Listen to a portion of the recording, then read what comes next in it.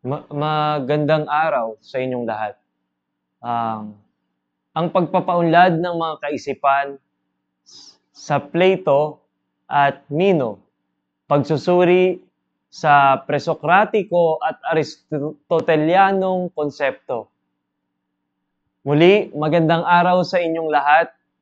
Ako si Miko Sir Namanggera ng Class of St. Philip Neri, San Carlos Seminary Discipleship Stage, second year.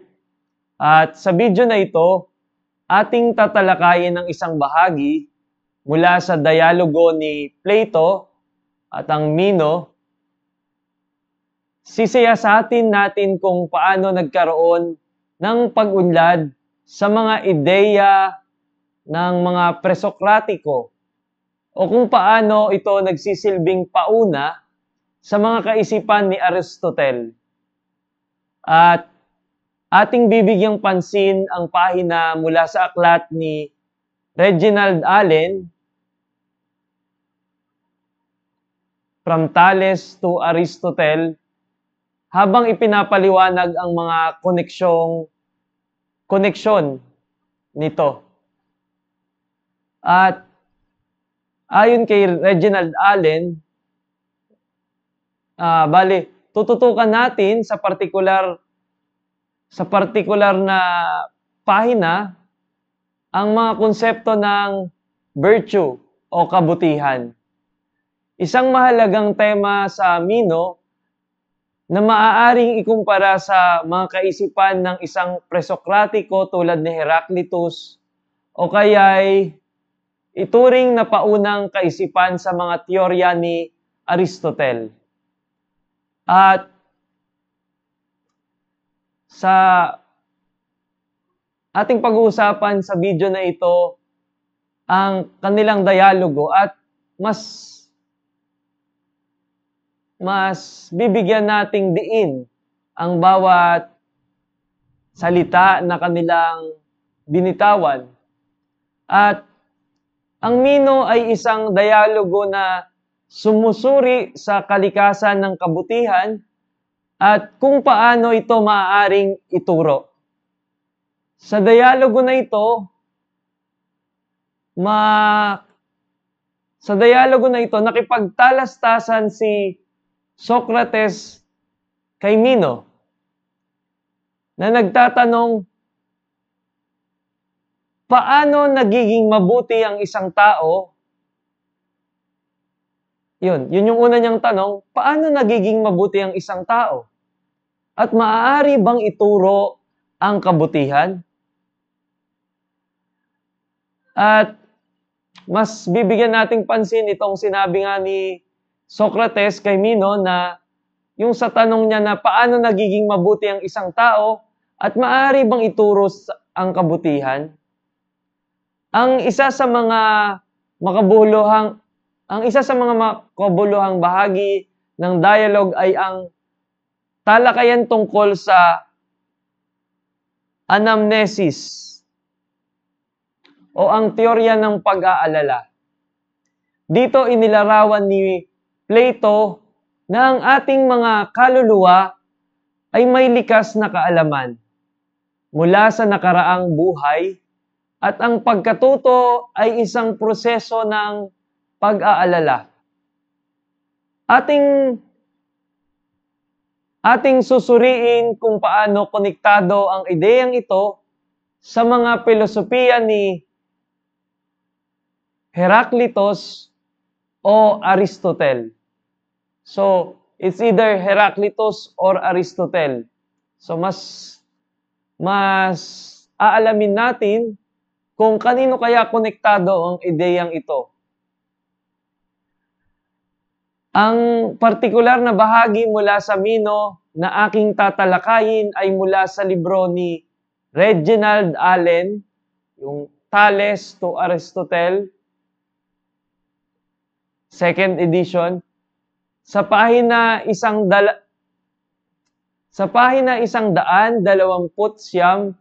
linya 87. Narito ang sipi mula sa dialogo ni Socrates at Mino.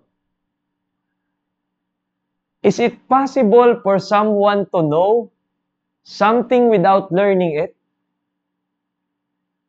Again, is it possible for someone to know something without learning it?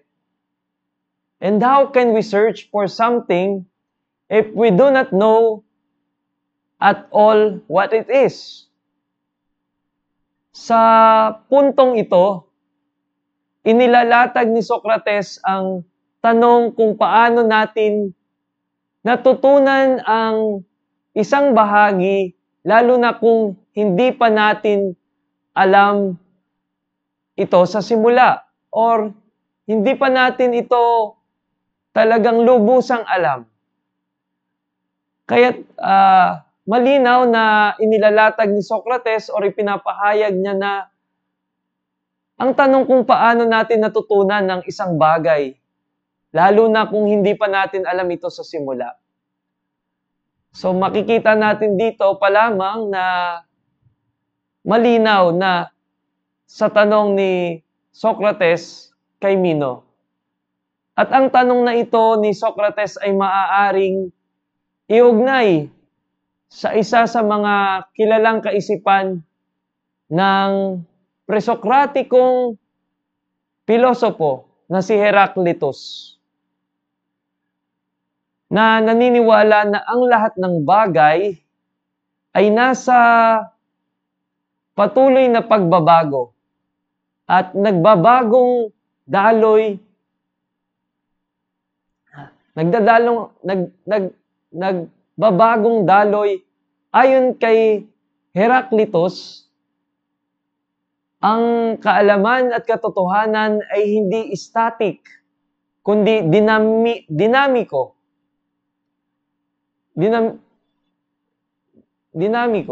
Sa ideya ng anamnesis. Sa ideya ng anamnesis ni Plato, makikita natin ang pag-unlad ng ideyang ito, kung saan ang katotohanan ay isang bagay na hindi agad-agad nalalaman, kundi muling natutuklasan sa paglipas ng panahon. At sa libro ni Reginald Allen, na Thales to Aristotle, 2nd edition, sa pahina 129, binanggit ni Allen na ang Mino ay nagpapakita ng teorya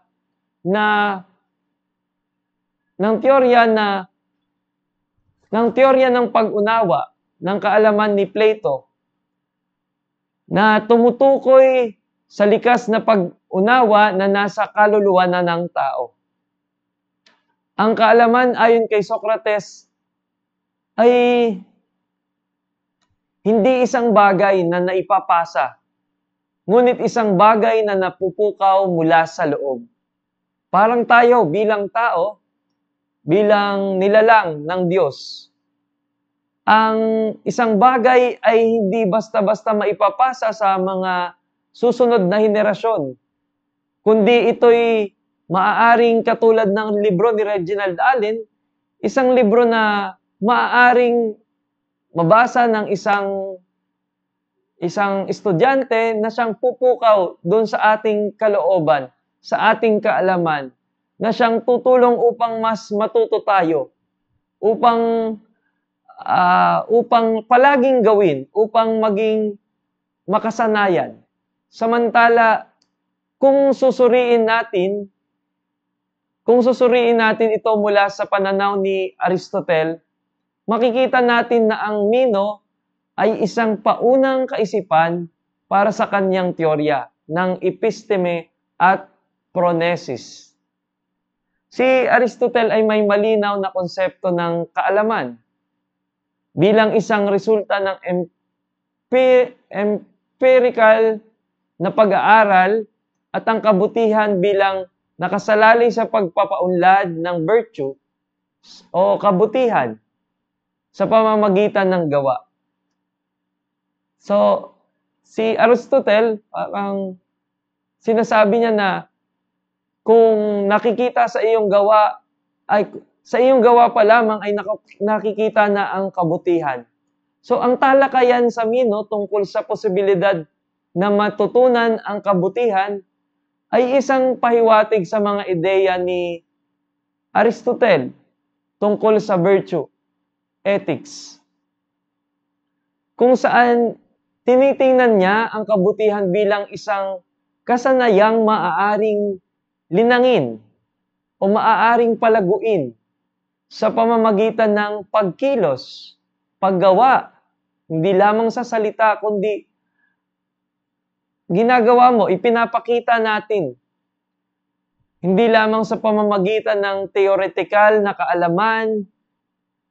At sa libro ni Reginald Allen, Thales to Greek Philosophy, Thales to Aristotle, sa pahina 139, binabanggit ni Reginald Allen na ang mga tanong ni Socrates sa Mino ay nagbibigay daan sa mas organisado or sistematikong pagsusuri ni Aristotle ukol sa virtue o kabutihan. So, mas nilinaw ni Reginald Allen sa pahinang ito na nagbibigay daan sa mas sistematikong pagsusuri ni Aristotle ukol sa kabutihan. Ang discussion ng anamnesis at ng teorya sa kaalaman ni Aristotle ay ang ideya ng anamnesis sa Mino ay maaring ituring din bilang isang pahiwatig sa mga teorya ni Aristotle tungkol sa kaalaman. Si Aristotle ay hindi sumasang-ayon sa ideya na ang lahat ng kaalaman ay likas. So para kay Aristotle, hindi lahat ng kaalaman ay likas sapagkat maaaring ito'y gawa-gawaan lamang.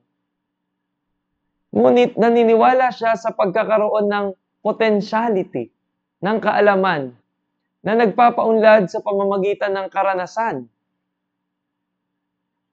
Yan, katulad na lamang nito, nararanasan namin na mag-report o mag-present.